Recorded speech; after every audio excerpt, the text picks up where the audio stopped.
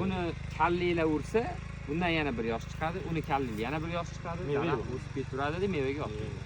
Keyin bitta qoida bor. Bu olmaga tegishli va nokga tegishli. Olma bilan nok qancha sekin o'ssa, shunchalik yaxshi meva beradi, ko'p meva beradi. Ko'p tez o'sgan sari, daraxt kuchayib o'sgan sari mevasi kamayib ketaveradi yoki kechikib ketaveradi. Endi qarab turinglar. Buni endi nima bog'liqligi bor bu gapingizga desangiz, buni kesib kallanglagan saringiz bu yana ko'proq o'sadi, to'g'ri? Yana o'syapti, yana kallanglayapsiz, yana o'syapti, yana kallanglayapsiz. Siz daraxtni o'sish kunida bo'lasiz.